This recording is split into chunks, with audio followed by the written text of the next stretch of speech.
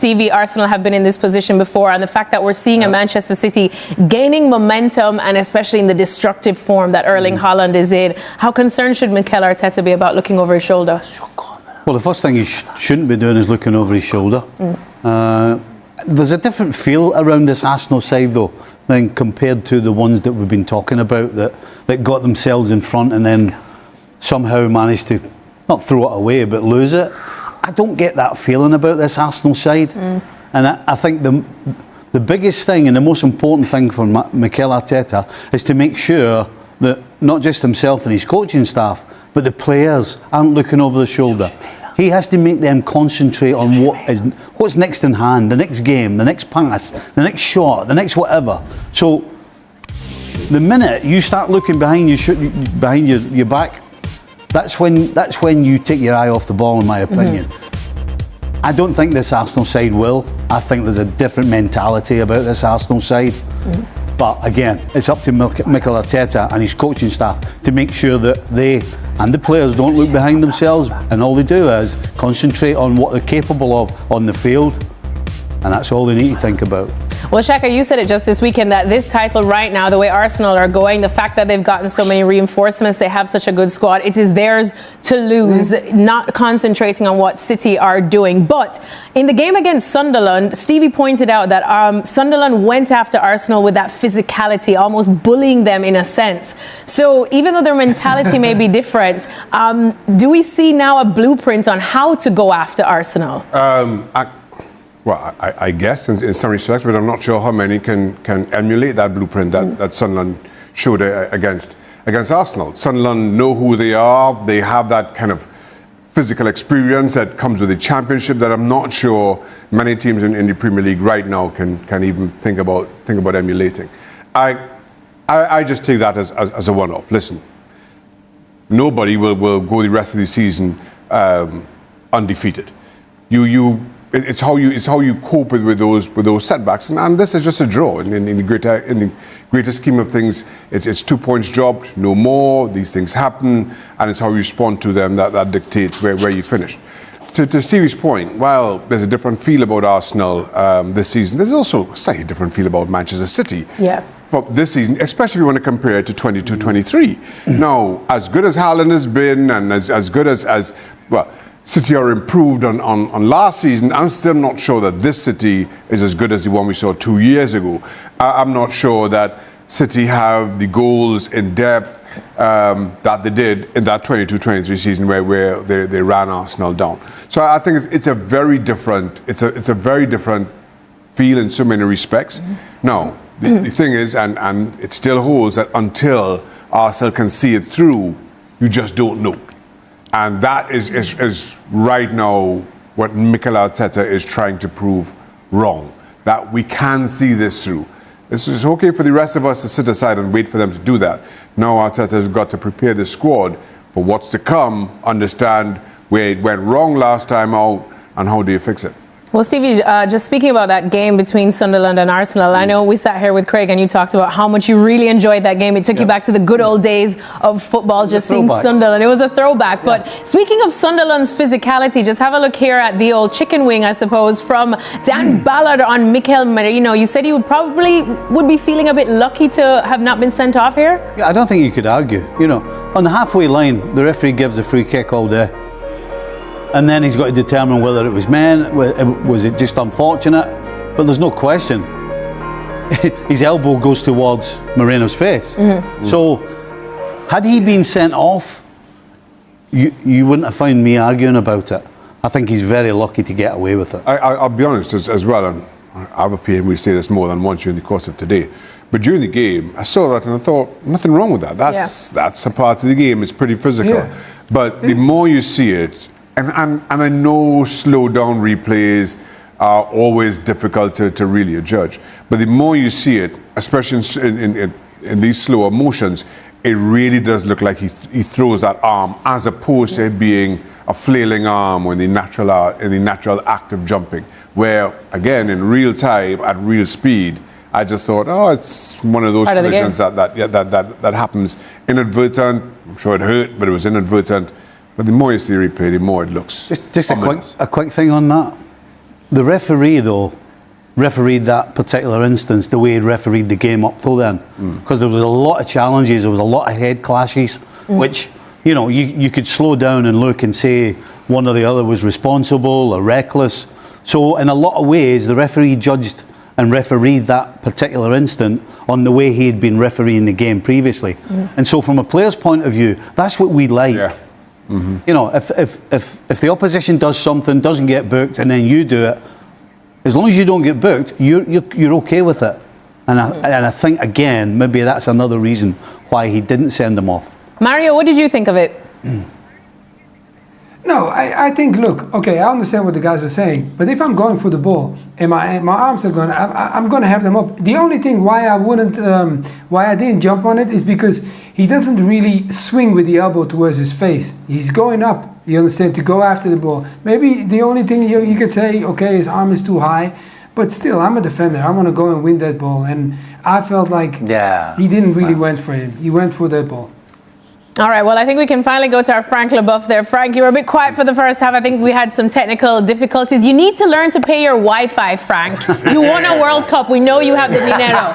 Anyways, Frank, what did you make of the conversation? I'm sorry. I was a little bit short at the beginning of the month. I'm very sorry, but I will try to do my best. But well, you know, I was listening to the guys, and well, I want to go back straight to the elbow, and I refused, you know, after being having my nose broken 3-4 times, you know, in English football, to think that that football became so soft that now, because you jump, because you try to get your space, you are elbowing somebody, you deserve a red card. I will never go there, because I really think that Bala doesn't do it on purpose, doesn't try to push Merino away, as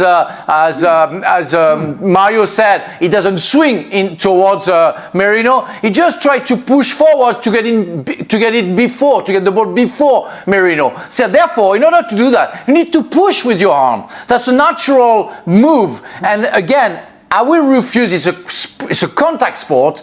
I will refuse to think that that kind of move deserves a red card, because that guy plays the ball. And again, it's football. I mean, I will never go there. I can understand what the guy wants to prove, but you know, when Shearer was knocking me like that, and when somebody else was knocking me like that, or even headbutt me, and the ref say, play on. It wasn't a century ago. It was 20 years ago. It was only 20 years ago. And it was play on.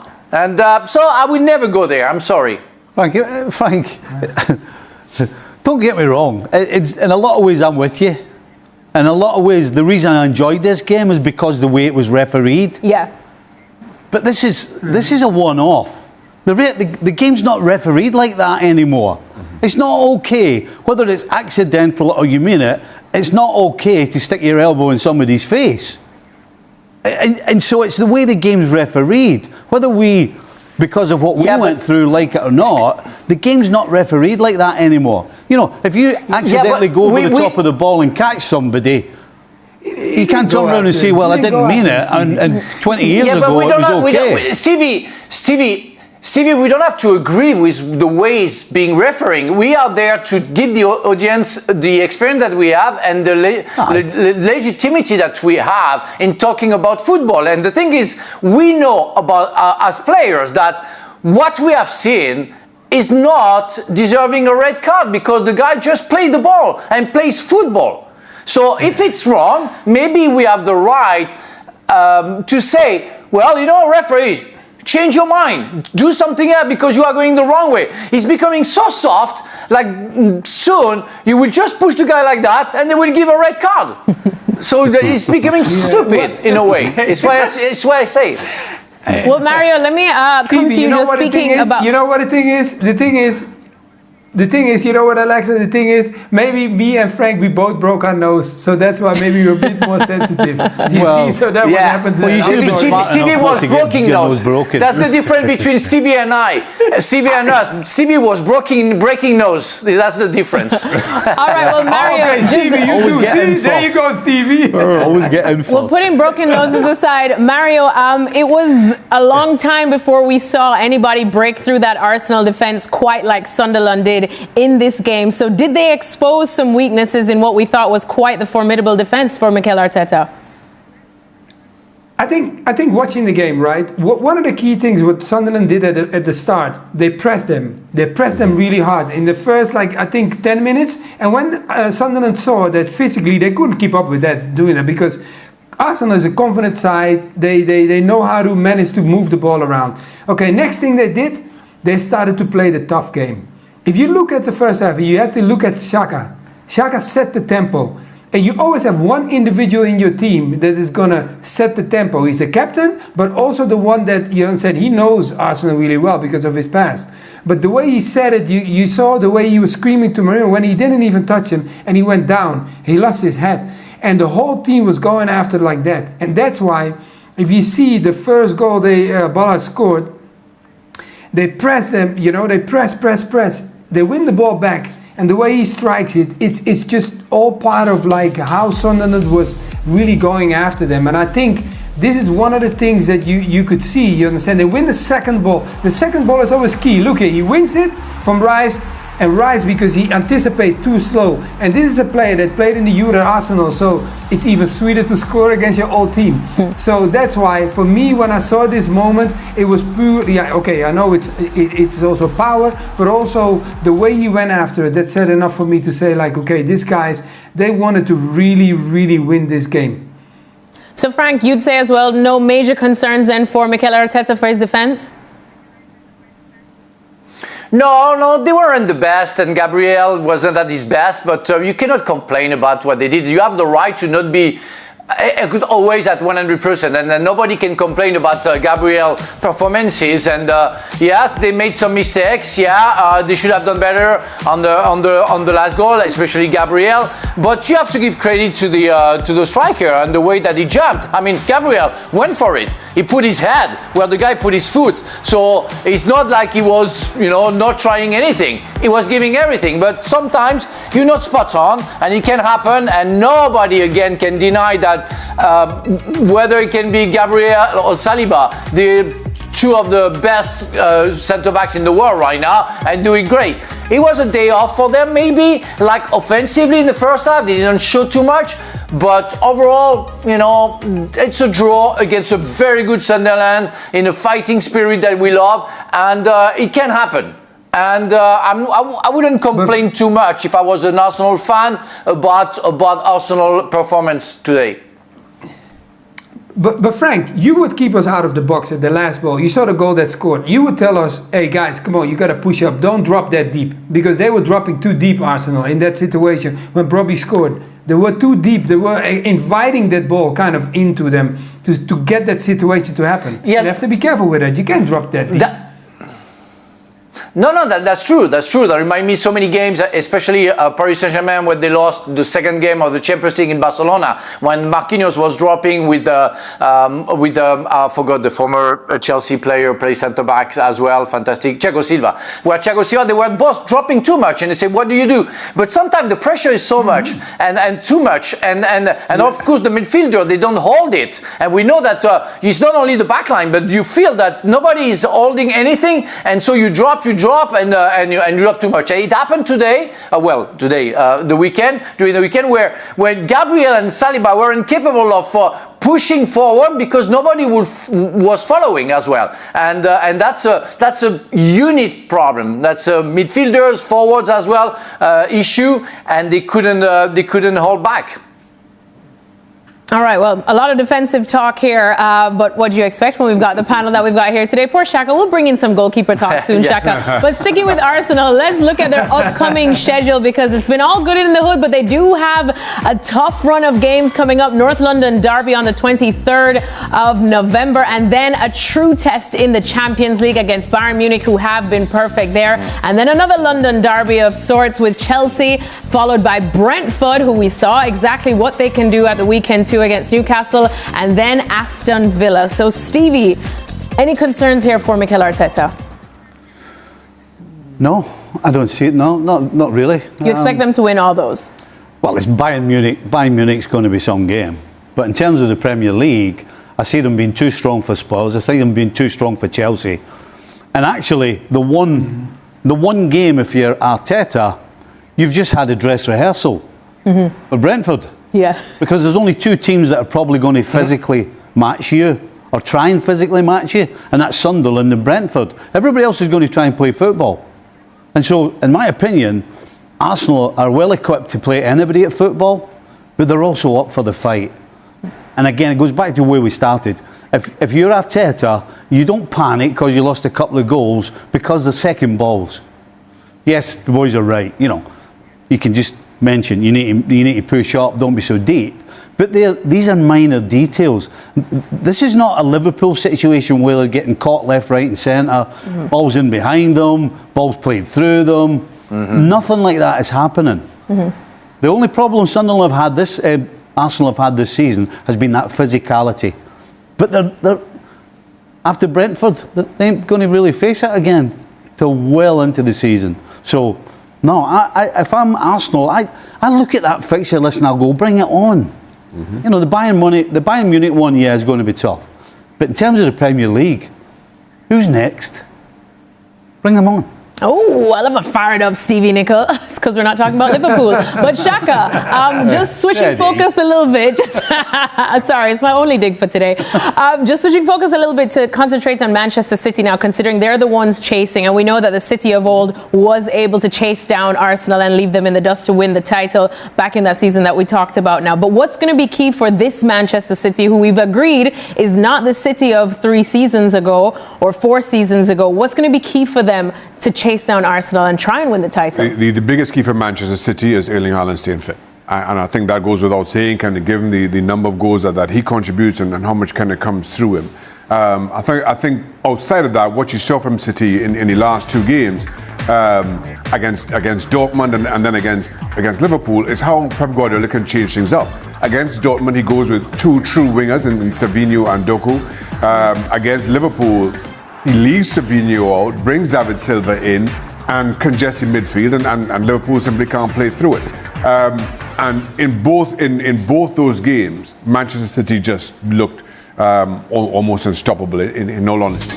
So kind of given the way that Guardiola is able to rotate, the players that he's able to call on, Ryan Cherky showing good form, the players coming back into fitness, this is, well, I'm nearly said as good a City team as we've seen. As good a City team as we've seen for 2 years, let's be honest.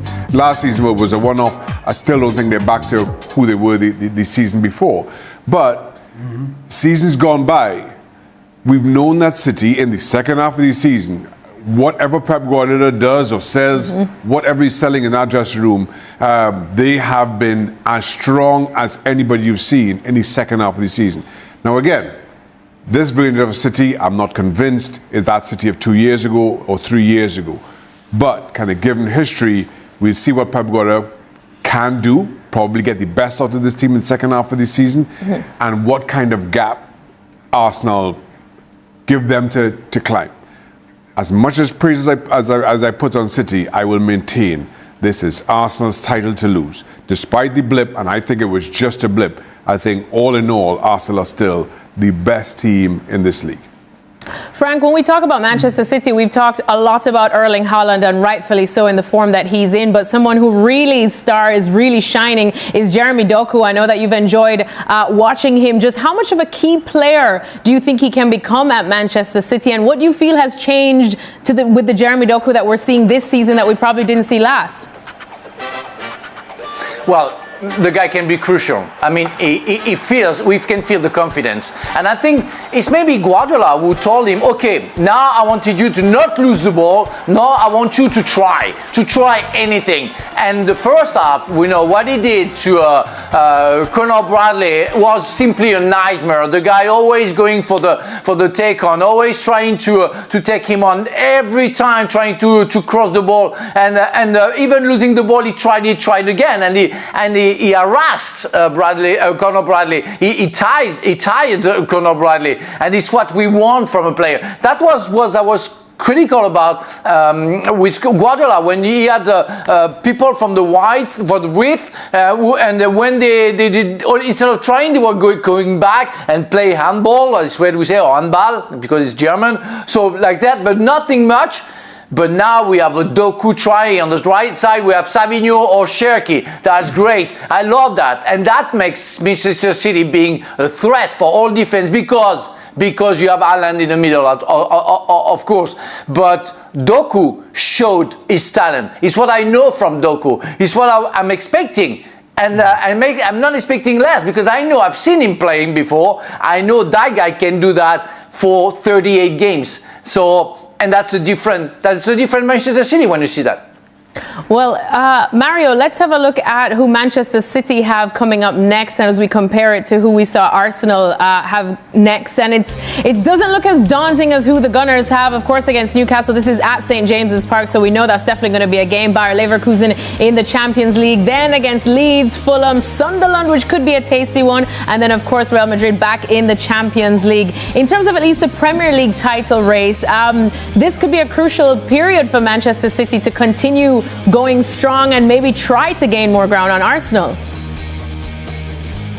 Yeah, because I think all the teams that you see now in the Premier League, there are teams that will face City, even if they didn't win the title last season, they will still face them like they are the winners, because it's always a team that's up there. So they will compete with them. But if you look at City, if they can get this rhythm, what they have now, right, when we saw this weekend, it was incredible. You know, like we highlighted already some of the key players that were instrumental. I see some young players too, you know, O'Reilly, the way he plays against arguably one of the best players of you know, for a couple of years now at Liverpool. He played against him like he had no fear. He played against him like he wanted to challenge him. You know, then you have a Doku in front of you. So things like that. I feel like City now they're still building. I don't think they're ready yet to where they were so comfortable.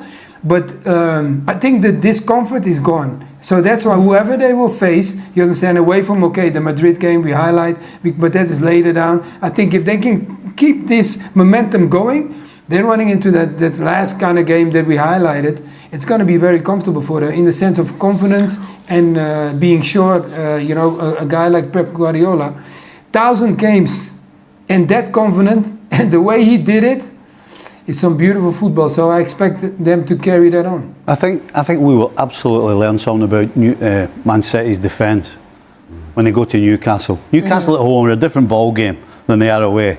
And the one thing you know is they will go forward and they will go at you with pace and they will counter-attack when it's on to do so. And we will find out, because there's no question going forward. You know, we're talking about Doku and we're talking about Haaland, and Savinho seems to have taken a step forward as well. Phil Foden seems to be coming back. So going forward, things look as though they're starting to come good. But there's a question mark about them defensively, no question. And Liverpool did not at any stage put them under pressure. We will see that in Newcastle, because regardless, Newcastle will go after them. And if they come through the Newcastle test, then I think we can start talking about this could be a real challenge to Arsenal. But right now, we can't say that. All right, well, let's have a look at the odds to win the Premier League title. And Stevie, Liverpool, that's where I want to stick a pin right now. I wonder why that is. But look, Stevie, you did say it, especially after what you saw the weekend against Manchester City, just that lack of urgency, that lack of bite that you expect from Liverpool. You said that if they continue playing like how they have been playing in the last couple of games, barring the Real Madrid and Aston Villa game, then they're out of the title race as it stands. Right now, I'm thinking about top four. Well, what does Arne Slot need to do to fix that then? Because they're the defending champions, surely. And at least starting in the next game. Arne Slot needs to forget about anything other than the next 10 minutes that Liverpool are involved in. Never mind winning the title or what's going on in Champions League or anything else. How do we get settled and how do we get into some sort of flow and get some sort of real consistency of good play? Never mind the bad consistency that they're in right now, pretty much. That's all Arne Slot has to think about. Forget league tables are in. He has to try and figure out how we can get Liverpool to turn up and produce a level of performance that will get them consistently victories and points. Forget tables. From a fan's point of view, I'm looking at top four right now. I'm certainly not thinking about the championship. Nobody in their right mind could honestly turn around to you and say Liverpool are still in this title race and Liverpool can still win it. I don't think they can. For that next game against Nottingham Forest, of course, a name that we've talked about a lot has been Mo Salah. And as we have said, if he's not scoring all the goals and helping to create, then he doesn't really offer much defensively, which is what we're seeing right now and how it can affect the team. So for the next game, do you drop him? Yes, I would. For who? And that's the second part of the question, for who? But you can't. Yeah. You know, you have to find ways of motivating players. Motivate's probably the wrong word in terms of Salah, but you have to try and figure a way out how to get him back to somewhere near his best. And so far, playing him and playing him and playing him isn't working. We all got, well, I certainly got excited when he scored a couple of goals in a couple of games, but his overall performance hadn't really changed much other than those 2 goals. So now, the only other thing you can do is sit him on the bench. Sit down, have a look, maybe a different perspective, and then play him the next game, and let's see if there's any sort of reaction. Because unfortunately, he's reached the stage now where the team can't carry him anymore. Just as simple as that. Mario, when Stevie said that he would drop Salah, sorry. Go ahead, Frank. Sorry, Stevie, isn't it the African Cup soon? So he's going to disappear for like a month or two, Salah? Yes. So the African Nation Cup, yeah. So, well, if you don't use him now and he's going to be gone, well, like within like 15, a month or even less.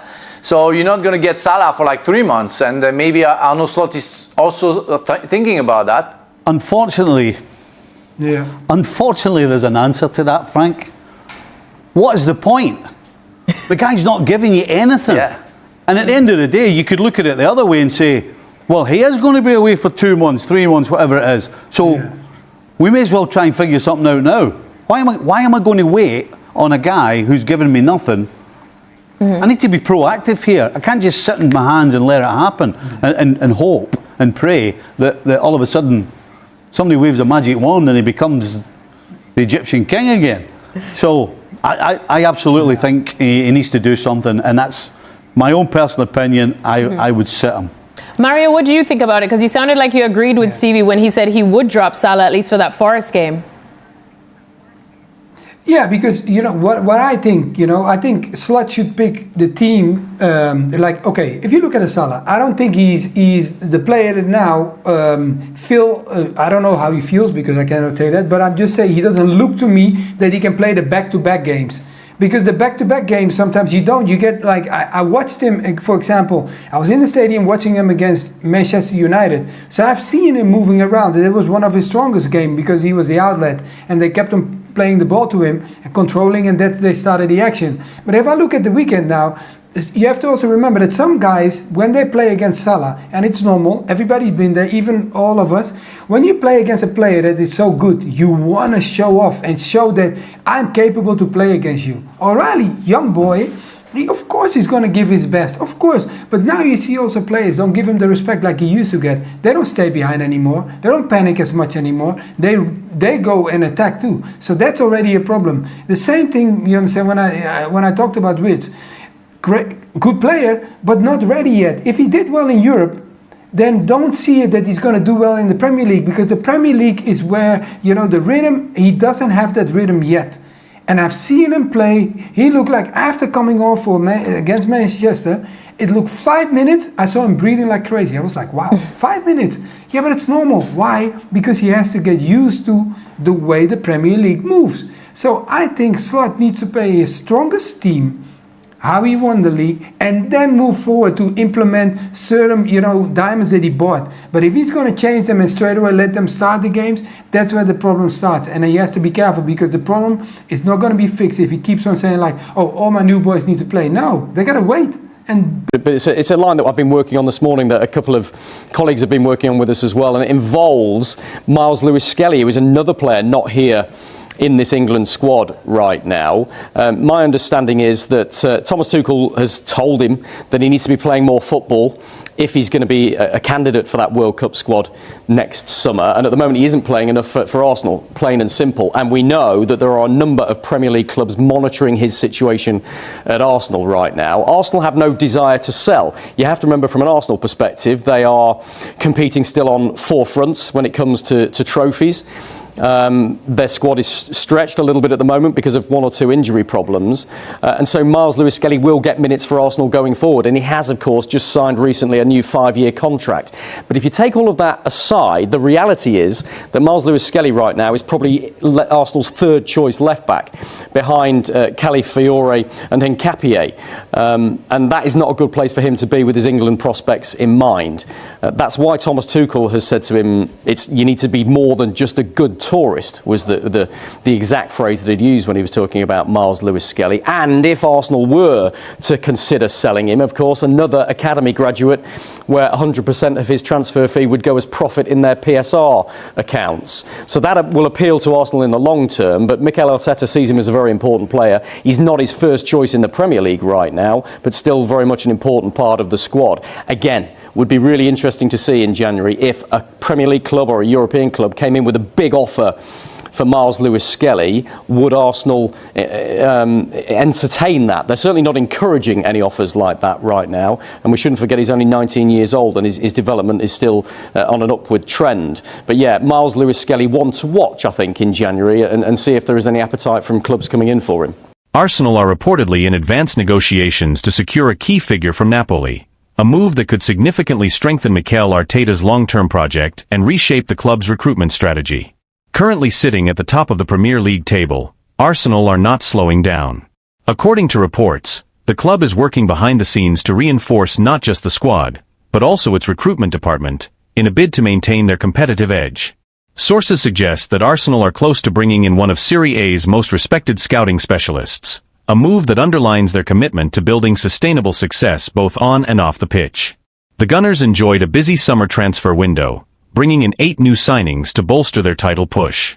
Mikel Arteta welcomed the arrivals of Martin Zubimendi, Christian Mosquera, Victor Gyökeres, Noni Madueke, Ebereki Eze, Piero Hincapié, Christian Norgard, and Kepa Arrizabalaga, all part of a coordinated effort led by sporting director Andrea Berta, who joined the club earlier this year following his departure from Atletico Madrid. Now, with the January transfer window approaching, Arsenal appear ready to take another ambitious step. According to a report from BBC Sport, the club is holding advanced talks with Maurizio Micheli, the current head scout of Serie A champions Napoli. Micheli, 57, is said to be considering a new challenge in North London after playing a major role in Napoli's recent success. Micheli's reputation in Italy is outstanding. Over 2 separate spells with Napoli, first joining in 2010, then returning in 2018, he has been credited with discovering some of the club's most influential stars, including Kvichik Kvaratskhelia, Kim Min-jae, and Marek Hamsik. His sharp eye for talent and ability to spot emerging players before they break out have made him one of the most respected scouts in European football.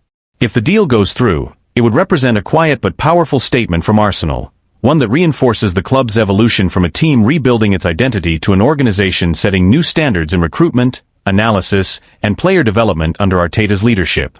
If Arsenal finalize the deal to bring Maurizio Micheli to North London, the move could mark a quiet turning point in the club's long-term football structure. Those within the club view this not merely as a backroom appointment, but as an investment in sustainable squad building and global scouting reach. Micheli's methods, deeply analytical and heavily reliant on both live observation and data-driven evaluation, are said to align perfectly with Arsenal's evolving recruitment philosophy under Mikel Arteta and sporting director Andrea Berta. Several Italian outlets have reported that Micheli has already begun informal conversations with Arsenal's technical team regarding potential scouting reforms and how his approach could integrate with the club's growing analytics department. One insider described his philosophy as a blend of intuition and intelligence, noting that Micheli often spots undervalued talent in smaller European leagues before their market value spikes. That talent for anticipation is something Arsenal have been missing since the early days of Arsene Wenger's reign. In Italy, the news of Micheli's potential departure from Napoli has raised eyebrows. He has been one of the quiet architects behind Napoli's modern success, overseeing the recruitment that led to their Serie A title and several high-value player sales. His exit would represent a major loss for the Italian champions, whose recruitment network he helped build almost from the ground up. Some Napoli insiders reportedly fear a short-term void in their scouting structure, particularly with the club preparing for another challenging Champions League campaign. From Arsenal's perspective, however, Michele's experience could prove invaluable. His arrival would further strengthen the synergy between Arteta's tactical demands and the club's recruitment operations, ensuring that signings not only fit the team's technical requirements but also its cultural and psychological identity. Arsenal's recent focus on mental resilience and adaptability mirrors Michele's own emphasis on attitude and character when evaluating potential players. Analysts across Europe have already begun to speculate on what Michele's involvement could mean for Arsenal's transfer strategy in 2025. With the Gunners now established as title contenders again, there's an expectation that Michele's network, particularly in Italy, Eastern Europe and South America, could open doors to emerging talent markets where Arsenal have been less active in recent years. His appointment could also allow the club to identify future stars earlier, avoiding the inflated fees that come with late pursuits of proven players. In essence, Arsenal's pursuit of Maurizio Michele is not about short-term gain. It's a statement of intent, a commitment to intelligent planning, early identification of elite talent, and a belief that the smallest details behind the scenes can determine success on the pitch. If completed, this move could quietly become one of the most influential signings of Arsenal's modern era. Penalty miss, Ballard's costly error, and Brobby's high boot, breaking down the controversial moments from Sunderland versus Arsenal. Football London takes a closer look at the key refereeing decisions that shaped Arsenal's 2-2 draw with Sunderland, including a missed penalty call, a disputed Daniel Ballard goal, and the dramatic late equalizer that left the Gunners frustrated. For the first time since their draw with Manchester City, Arsenal dropped points, held to a tense stalemate at the Stadium of Light.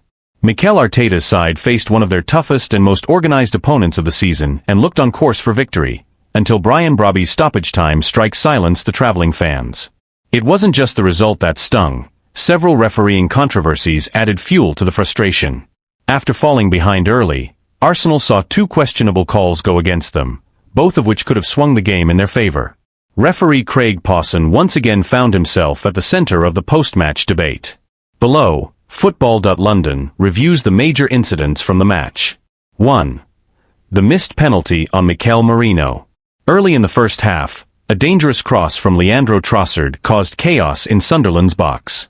As Mikel Merino went up to challenge for the ball against former Arsenal defender Daniel Ballard, the Sunderland player raised his left arm and caught Merino hard in the head before heading the ball away.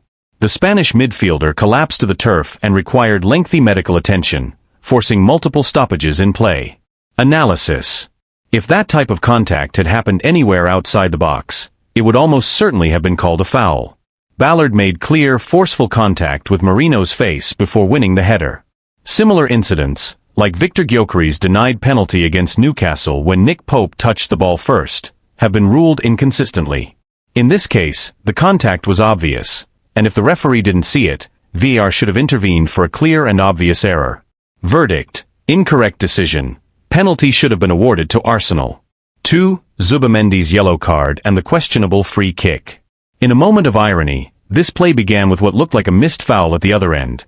Granit Xhaka appeared to clip Ebereki Eze from behind on the edge of Sunderland's box without playing the ball. Seconds later, Sunderland broke forward, and as Martin Zubimendi stretched to intercept, the referee blew for a foul and booked him for stopping a counterattack.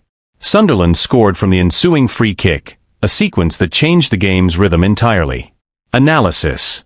Replays showed Zubimendi clearly got a firm touch on the ball before any contact with the attacker. If a foul had been called, a yellow card would have been fair under the stopping a promising attack rule, but in this case, it was simply the wrong call. The official also appeared to miss the earlier foul by Xhaka on Eze, another moment that influenced the play's development. Verdict: incorrect decision. No foul should have been given. 3. Brobby's high boot and the late equalizer. Just when Arsenal looked set to secure all 3 points, the Gunners were undone in stoppage time. In the 94th minute, Brian Brobby found the net after a chaotic sequence inside the box, drawing Sunderland level and sending the home crowd into celebration. Brobby appeared to lift his foot dangerously high during the challenge with Gabriel, who went down holding his face immediately after the goal. Despite brief appeals, the referee allowed play to continue, and VAR confirmed the goal. Analysis. On review, there was some mutual contact. Gabriel tugged Brobby's shirt noticeably in the build-up, while goalkeeper David Raya misjudged the flight of the ball and failed to clear it effectively. Though Brobby's leg was high, the challenge didn't appear reckless enough to warrant a foul, and Arsenal's defensive errors did most of the damage. Verdict: goal stands. Not enough evidence for a foul. Final takeaway. Arsenal will feel hard done by, with at least 2 critical calls going against them in a tightly contested match. For Mikel Arteta's team, it was a reminder that fine margins and officiating inconsistencies can change the course of a game, and perhaps over a long season, even the trajectory of a title challenge. For Sunderland, it was a night of grit and resilience, and for Craig Pawson, another performance under the microscope. In the aftermath of the 2-2 draw, the debate over Craig Pawson's performance and the use of VAR dominated both media coverage and post-match interviews. Arsenal's frustration was palpable, not only because of the lost points but because the team felt they had done enough to win, only to be undone by what they saw as inconsistent officiating. Mikel Arteta, who has been vocal in the past about refereeing standards, remained measured in his comments but couldn't hide his disappointment. He acknowledged his team's defensive lapses late in the game, but also alluded to the small details that went against them. Those close to the manager described him as visibly frustrated in the dressing room, emphasizing that such decisions can change the momentum of an entire season. Behind the scenes, Arsenal staff reviewed the match footage extensively, pointing to specific incidents that they believe should have been handled differently by both the referee and the VAR officials. Club sources indicated that the Gunners plan to raise the matter formally with the Premier League's refereeing body, PGMOL, not in protest of the result but to seek clarity and consistency in future decisions. Analysts and pundits were quick to weigh in as well. Former players on post-match broadcasts noted that the lack of VAR intervention in the Merino incident was difficult to justify, given how clearly the Sunderland defender's arm made contact. Others pointed out that Zubimendi's yellow card, which led to the free kick and subsequent goal, was a turning point that unfairly tilted the game's balance. Meanwhile, Sunderland's perspective was understandably different. Manager Tony Mowbray praised his team's resilience and fighting spirit, highlighting how they continued to push until the final whistle. "We showed character," he said. "We went toe-to-toe with one of the best teams in the league and earned it." The draw, however, sparked wider discussion across English football about officiating consistency, especially in matches involving top sides. Former referees appeared on sports networks to analyze Pawson's decisions frame by frame, with most agreeing that while none of the calls were egregious, the cumulative effect painted a troubling picture of indecision and inconsistency. For Arsenal, the result meant more than just 2 dropped points. It was a psychological blow in a title race where every margin counts. The late goal from Brobby not only denied them victory, but also exposed defensive vulnerabilities that Arteta will be eager to address ahead of their upcoming fixtures. In the broader context, the match served as another reminder of how officiating remains one of the Premier League's most polarizing topics. Whether it's a missed penalty, an overlooked foul, or a subjective interpretation of clear and obvious error, moments like these continue to influence outcomes at the highest level. As the league moves deeper into the season, both Arsenal and the officials involved will feel the weight of this result. One as a setback in their campaign for consistency in silverware, the other as a fresh entry in an ongoing debate about accountability in modern refereeing.